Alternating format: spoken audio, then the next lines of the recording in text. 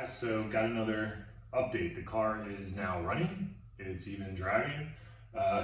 Took it to the gas station. It's only about 3 miles up the road, but it made it there and back without any major issues, almost kind of like a shakedown run. So over the past 2 months, there's been a lot of work done, and I'll walk through all of that. Haven't filmed that much in the past 2 months just because I've been really focused on trying to get this car running. So I'll just kind of walk you through what's happened with the engine bay and still what's going to happen next.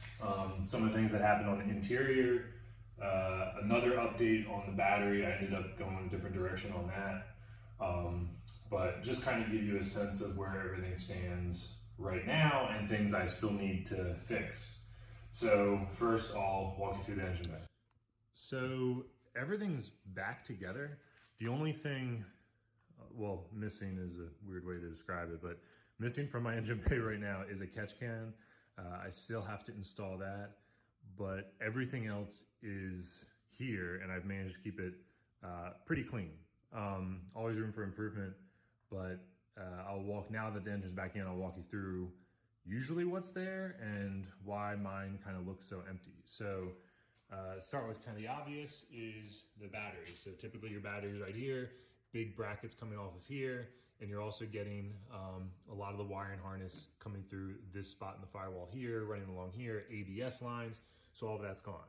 I did change up the way my fuel pressure regulator is set up, so now I have it on the firewall. It used to be mounted up on the rail, but it was giving me issues with a fuel leak. So it's coming in from the fuel filter here. I have an AEM pressure gauge that isn't working. I think it's issues with the sensor. They sent me a new gauge that didn't resolve it. It's still reading 0 PSI, whereas I've set it off of my mechanical one here, and that's been reading the appropriate, whatever it is, 40 or so when the vacuum line is pinched off.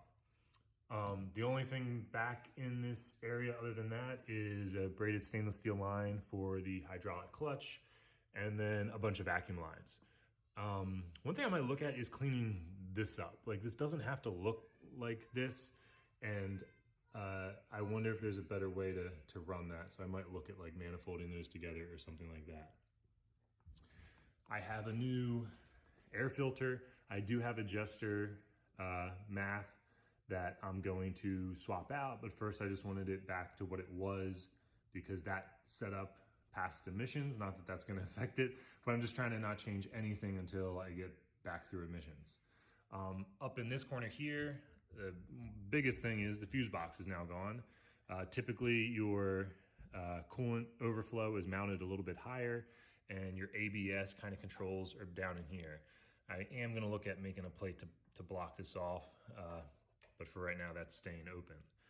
My coolant reservoir now is down here.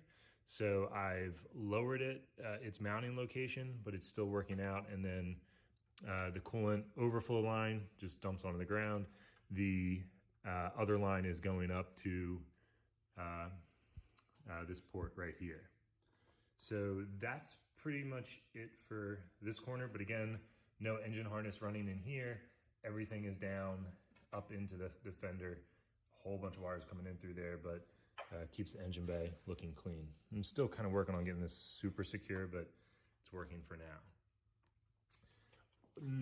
Also back in here, you would typically have 2 heater hoses running into the firewall. Those holes have been blanked off. You'd also have lines going to the throttle body. So those have been welded shut as well. So there's typically lines coming off here to run coolant through the throttle body. All your vacuum lines, that's been that way forever. So that's been redone as well. And then just trying to clean up a lot of the wiring and new plugs and things like that. So I think that is about it for right here. Circle around to this side. Still gotta get my timing belt covers back on. But typically over here you have cruise control, power steering, fluid reservoir, computer box for the AC. You'd have AC lines running across here and things like that. So all that's been cleaned out as well. Even certain things like your, there's a plug that like runs up here, mine's tucked down below, and just trying to keep everything as clean as possible. New brake, master cylinder, and clutch master cylinder as well. And also new clutch slave cylinder, and put a speed bleeder on that to keep that clean. And then every single hole in the firewall obviously all cleaned up. And again, it's not perfect. I still got like some dirty lines back here, but it'll always be a work in progress. Also, I got the hardware for the engine bay that I'm slowly kind of swapping over, but since I had all the things in bags and labeled, I was just kind of throwing it back on. So just got to get the hood back on this, get the windshield wipers back on so I can pass inspection, and be set in that front. The interior, other than being a little more back together, is pretty much what it was before. The only things that I think are new in here is I did replace my e-brake handle with one from Energy, and just tore the leather off of the OEM shift knob, and I kind of like the way that looks and kind of blends in and just looks clean like everything else. Nothing else really in here is different. Just rolled up the extra wrap on the harnesses and things like that. So yeah, we'll just look at the rear hatch and what I have going on with the battery. So not the ideal look that I've been going for with the rest of the car, because I used to have the very small battery and it was very clean and like was gonna be tucked away, not even visible. But at the end of the day, it wasn't technically legal to go to try to meet NHRA rules for drag racing at the track I go to. So I opted for a plastic, I guess, composite box. You are allowed to do composite box. It is listed in the rule book.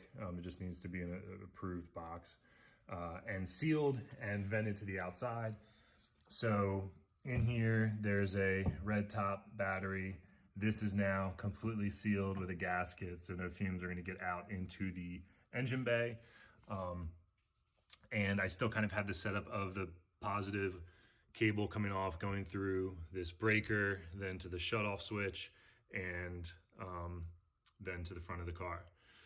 One thing I realized is I tried using the shutoff switch and it did not kill the motor. I make mistakes sometimes, and it turns out I have to make sure that the alternator wire is also behind that kill switch. Otherwise, the alternator is still moving, still generating, voltage, and will keep the car running. So I have wires to run a wire from the alternator back to this kill switch so that it does work. So I gotta fix that as well. Other than that, in the rear hatch, it's just about trying to get the rest of some of these interior panels in here, and pretty much is what it is. So lastly, we'll look at the underneath of the car and what's changed down there. So probably the best view that I'm gonna get here. So in the shakedown, it's the only thing that happened is I looked under the car and a whole bunch of grease back here in the rear, torn boot, axle boot. So I already have the new axle boots, and I'll probably be swapping those out later tomorrow. Back here, I got, was it Stop Tech, I think, their new braided lines. I also got new OEM hard lines for that connection, so that's all new with the brake lines, and new speed bleeders back here. Underneath the car, I have the new 3SX 3.5 inch exhaust. I like it so far. It's funny, the look of it, I thought I wasn't gonna like the single exit. It's super light, which is nice, but I don't mind the single exit. The only thing I do have to fix that is a bit OCD annoying, I didn't realize it, I should have checked it right away, but it has a slight dent to it. How do you see it here? I'm gonna point out like all the flaws. There's like a slight dent here. So like when you're looking at the back of the car, it's not perfectly round. So I just have to tap that out and get that back to round. So that was the only thing. And underneath, the biggest change, and let's try to get you a view here. So in addition to the 3SX exhaust, this is just the worst angles. Let me try to There we go. No. There you go. So I have the two-piece drive shaft. Half of it is aluminum. I also, it comes with a new carrier bearing, so I replaced that, and I also installed solid carrier bearing bushings. Gosh, that was difficult to say. So other than that, a couple other things. I do have a 3SX ball bearing loaded short shifter coming. I was having issues when I first got the car running with shifting and be able to get into gear, and I was like, oh, maybe it's this, maybe it's that. It really just turned out to be the adjustment screw on the clutch pedal was backed out too far, so it wasn't allowing it to fully release the clutch.